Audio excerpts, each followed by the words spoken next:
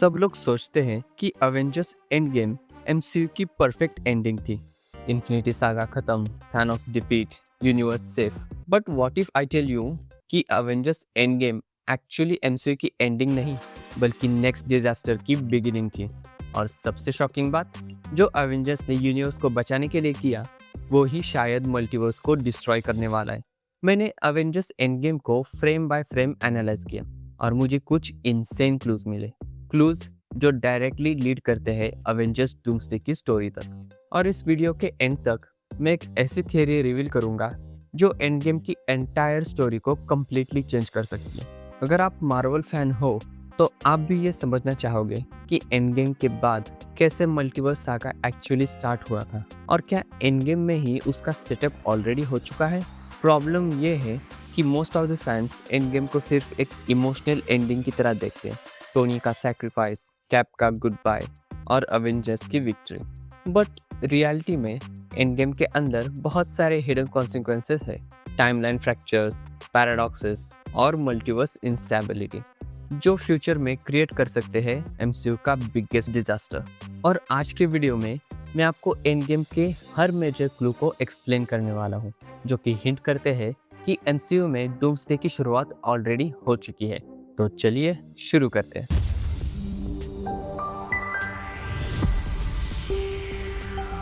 सब कुछ स्टार्ट होता है एंड गेम के टाइम हाइस्ट से। अवेंजर्स क्वांटम रेल्म यूज करके टाइम ट्रैवल करते हैं और पास्ट से इन्फिनिटी स्टोन्स कलेक्ट करते हैं। प्लान जीनियस था, बट इनक्रेडिबली डेंजरस भी, क्योंकि जब ब्रूस बैनर एंशिएंट वन से मिलता है तो वो एक बहुत इंपॉर्टेंट रूल एक्सप्लेन करती है। अगर किसी टाइमलाइन से इन्फिनिटी स्टोन रिमूव हो जाए तो वो टाइमलाइन अनस्टेबल हो सकती है। सिंपल वर्ड्स में, अवेंजर्स जब स्टोन्स चुरा रहे थे, वो सिर्फ अपनी रियलिटी फिक्स नहीं कर रहे थे, वो मल्टीपल टाइमलाइंस को रिस्क में डाल रहे थे। और अगर कुछ टाइमलाइंस अनस्टेबल हो गई तो वो फ्यूचर में एक दूसरे से कोलाइड करेंगी और मल्टीवर्स कोलैप्स भी हो सकता है। अब आते हैं एक ऐसे मोमेंट पर जो एमसीयू हिस्ट्री चेंज कर देता है। 2012 की जो टाइमलाइन है, तो उसमें बैटल ऑफ न्यूयॉर्क के बाद अवेंजर्स टेसरेक्ट लेने की प्लानिंग करते हैं, बट फिर एक मिस्टेक होती है। हल्क एक्सीडेंटली टोनी को हिट करता है, ब्रीफकेस गिर जाता है और सडनली लोकी टेसरेक्ट उठा के भाग जाता है। ये मोमेंट सिर्फ एक फनी एक्सीडेंट नहीं था, इसने क्रिएट की कंप्लीटली न्यू टाइमलाइन, एक टाइमलाइन जहां लोकी एस्केप हो जाता है और वहीं से स्टार्ट होती है multiverse chaos. So technically multiverse problem की बिगिनिंग एंड गेम के अंदर ही हो चुकी थी। अब आते हैं एक और शॉकिंग डिटेल पर। एंड गेम का फाइनल विलन एक्चुअली पास्ट का थानोस है। थानोस 2014 से ट्रैवल करके फ्यूचर में आता है, और जब फाइनल बैटल में टोनी स्टार्क स्नैप करता है तो थानोस और उसकी आर्मी इरेज हो जाती है। बट इसका मतलब क्या है? 2014 की टाइमलाइन में थानोस सडनली डिसअपियर हो गया, इन्फिनिटी वॉर कभी हुआ ही नहीं। और एक टाइमलाइन जिसमें थानोस नहीं है, वो कम्प्लीटली अनप्रिडिक्टेबल फ्यूचर क्रिएट कर सकती है।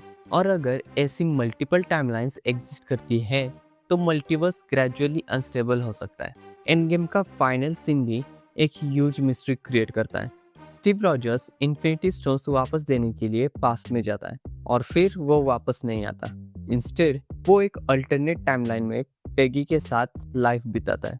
इसका मतलब है एक और ब्रांच टाइमलाइन परमानेंटली एग्जिस्ट करती है, और अगर ऐसी मल्टीपल ब्रांच टाइमलाइन एग्जिस्ट करती है तो इवेंचुअली मल्टीवर्स अनस्टेबल हो सकता है। अब सारे क्लूज कनेक्ट करते हैं। टाइम हाइस्ट टाइमलाइन फ्रैक्चर, लोकी का एस्केप, थानोस का पैराडॉक्स और कैप्टन अमेरिका का अल्टरनेट टाइमलाइन, ये सब इवेंट मिलकर क्रिएट करते हैं मल्टीवर्स इंस्टेबिलिटी।